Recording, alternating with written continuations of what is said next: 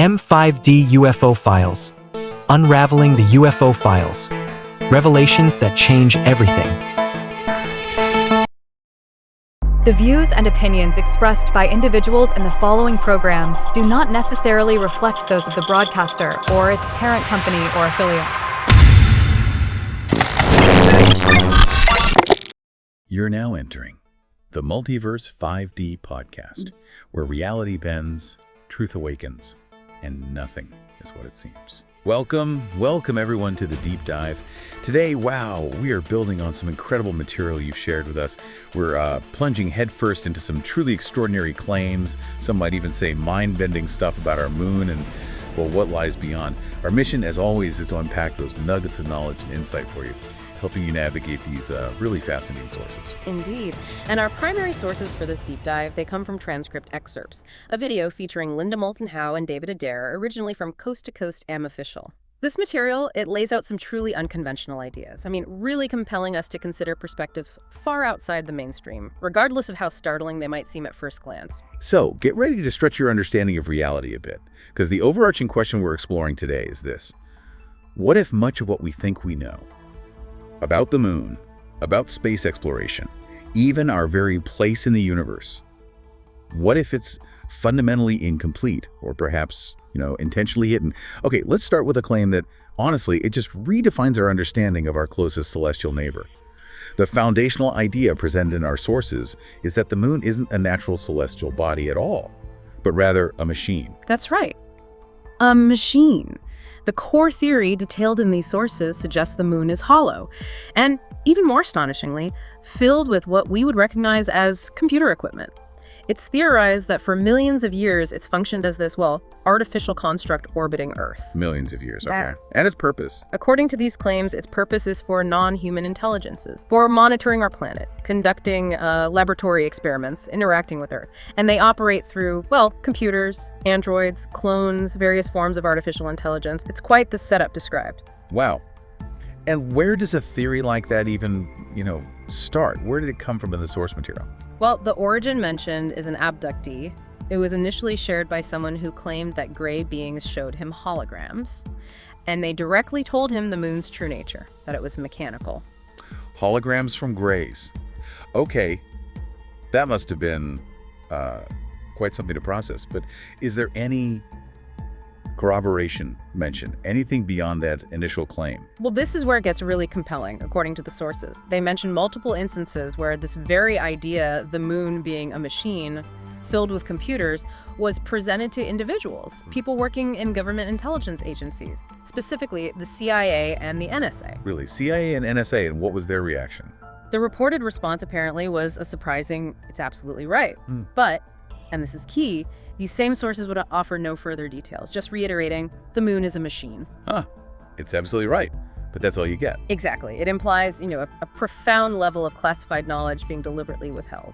Okay, so let's look at some of the anomalies mentioned in the source material. Things that, if true, really defy conventional science. Like, for example, mathematically, Earth doesn't have the mass, right, to capture a satellite as large as our moon. That's one of the key points raised, yeah. A fundamental challenge to our standard understanding of orbital mechanics. How did it get here? Then there's the fact it's tidally locked. We never see the far side. Described in the sources as, quote, not normal. Not normal. Okay. And there was something about its arrival, too.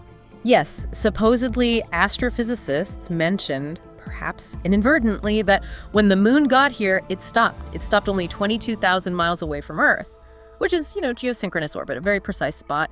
And apparently it's been moving back 1.5 inches every year since then. 1.5 inches back every year. So the big question from the source is, how did it stop? Right there. Precisely. And the implication given is, pretty provocative. Somebody probably turned the engines off. Turn the engines off. Wow. Does that connect to anything else? It does seem to connect in the narrative to those NASA experiments, remember, where they slammed objects into the moon, and it reportedly caused the moon to ring like a bell for quite some time, which, the sources suggest, indicates a hollow interior. It strongly supports that machine theory. What natural body rings like that? Right. A hollow, ringing, parked machine moon. Okay. That's already mind-bending, but then the sources get into our interaction with it.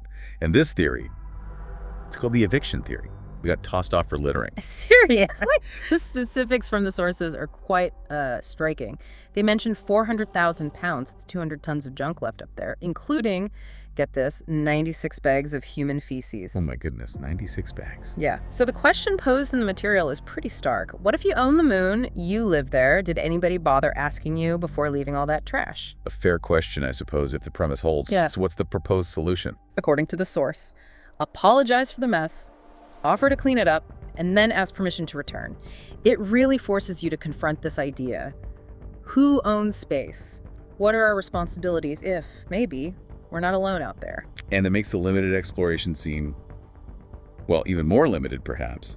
The sources say all the ground covered by the lunar rovers, all 6 landings combined. It's tiny.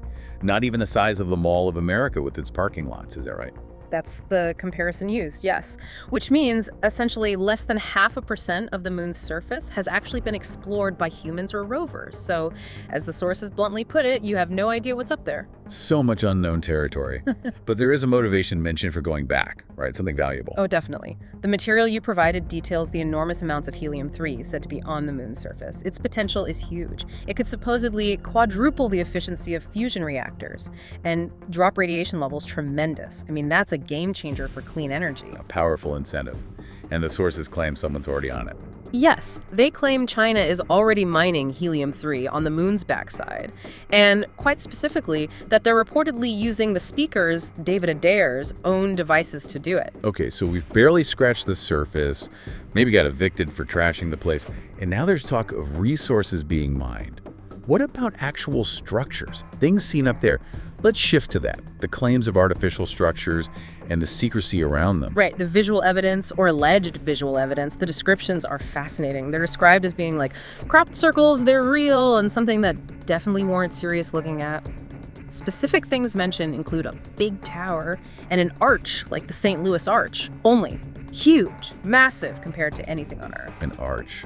Wow. What else? There's mention of a moon base that supposedly looks like a Galaxy-class ship from Star Trek that slid into a hole or crater, and some structures are described as being so smooth they're not made out of indigenous material of the moon. Smooth, not made of moon rock. Yeah. Suggesting artificial origin. Exactly. That's the implication. Not natural formations. It's claims like these, then, that lead the sources to say that NASA has behaved over the last decades in a way that suggests, well, there's a lot of smoke, there's a fire somewhere, implying a cover-up. Yes. The material really digs into these alleged NASA cover-ups and, quite pointedly, the treatment of astronauts. There's the bewildering fact pointed out that 50 years after we supposedly landed on the moon, we can't even get a human being off the planet right now in terms of deep space travel capability. That is a stark contrast, isn't it? It is. The sources also bring up NASA's origins, stating it was basically an extension of the CIA back in 1958, leading to what's described as an elitist status. And all this builds towards this really powerful claim that astronauts have been forced to lie, specifically about an alien presence on the moon. Forced to lie. So what did they supposedly see? The sources must give examples. Like Neil Armstrong. What's the story there? Right, Neil Armstrong. During the Apollo 11 landing, the claim is incredibly specific. He encountered 3 huge silver craft right there at the edge of the crater they landed near. 3 huge silver craft while landing. That's the claim. And that the camera was aimed, but he allegedly turned it, deliberately preventing the world from seeing them. And his change afterwards, becoming withdrawn, almost a hermit. The sources suggest NASA preferred this, to avoid astropower, the influence an astronaut could have if they told such a massive truth. Astropower. Preventing that. There was also an anecdote about a friend noticing the change. Yes, an emotional account of a conversation with someone called John Smith, described as a close friend. This friend noticed a fundamental shift in Armstrong, implying, non-disclosure agreements, the heavy burden of living a lie. And there's even a personal detail from the speaker, David Adair, who mentioned knowing Neil's mother, Viola, and how concerned she was about Neil's state after he returned from the moon. That adds a very human element to it. What about other astronauts? Pete McDivitt is mentioned too. Yes, Pete McDivitt. His story involves citing a strange cylindrical thing outside their spacecraft during his mission. He apparently took 35 photographs with a Hasselblad camera. Good quality photos. Only to be told later they were classified and that he didn't have a need to know what he saw. Didn't have a need to know what he himself photographed. Right. Wow. Echoes that theme of suppression again. Absolutely. And the sources claim there's this shared sentiment among many astronauts that they would like to tell the world. To tell, and I'm quoting here, "Ladies and gentlemen and children of Earth, there's life on the moon, probably throughout the solar system, throughout the Milky Way galaxy. We have interstellar trade routes. We've had them since the 70s. Interstellar trade routes since the 70s. Okay, that's a huge leap from just seeing strange craft. It is. It expands the scope massively. And speaking of expanding the scope, if all that wasn't enough, the sources introduced something even bigger. This idea of competing extraterrestrial civilizations, not just visitors, but competing powers. Yes, this is another really astonishing claim in the material. It comes from an account of a retiring Defense Intelligence Agency official, a DIA official. His job, for 23 years apparently, was specifically to, quote, monitor and analyze the geopolitical territorial conflict of 3 competing extraterrestrial civilizations. Not just on Earth, but on this planet and throughout our solar system. 3 competing alien civilizations fighting over territory here and in the solar system for how long? The claim is at least 270 million years. 270 million years. That's geological timescale. Exactly. Deep time. And when the source, Linda Moulton Howe, asked this DIA official about proof, his reported response was, "Linda, if I told you, it would be too dangerous for you and for me." Too dangerous. Okay.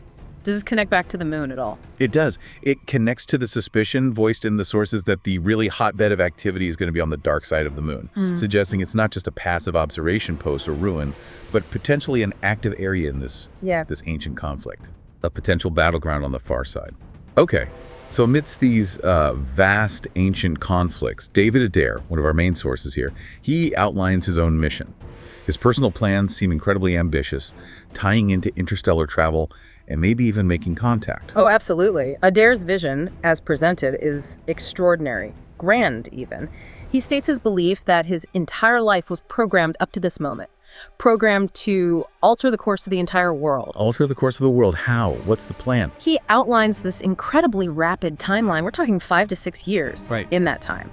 Build the biggest spaceport on the planet, establish wagon wheels in orbit, space stations presumably, be on the moon, made new friends, and then be on our way to Mars, all in 5-6 years. That is incredibly ambitious. Does he explain how? The travel part. He claims to have answered Einstein's riddle, how to go millions of times faster than the speed of light without breaking the speed of light, while, crucially, remaining constant in Newtonian physics, keeping our known laws of motion intact. Faster than light without breaking the speed of light. How does that work? He explains it using this concept of a trans-dimensional jump drive. The analogy used in the source is like taking a piece of paper, marking 2 points far apart, then folding the paper so the points touch. You're not traveling across the paper, you're jumping through the fold, folding space-time itself. He claims this allows travel, say, from the Milky Way to Andromeda in less than 5 minutes of personal time. Folding space-time. Jumping galaxies in minutes. Okay. He also mentions observing technology back in 1971 that was 50 to 100 years ahead, implying that current stealth and even cloaking capabilities are, well, already here based on that tech. Right. And he has a plan to prove contact is real too. Something about live streaming. Yes, a proposed contact project specifically aimed at potential funders. The idea is to live stream an encounter on the moon, specifically with a little creature holding a weapon, to ensure that contact becomes, as he puts it, the biggest historical title ever recorded. Live streaming an armed alien encounter from the moon. Well, that would certainly make headlines. What a journey we've taken today. Just going through this material, it's really staggering. From the moon being a hollow machine filled with computers run by non-humans, to us getting evicted for leaving trash, hidden structures seen by astronauts who were forced to lie, ancient alien conflicts spanning millions of years right here in our solar system, and visions of transdimensional travel to other galaxies.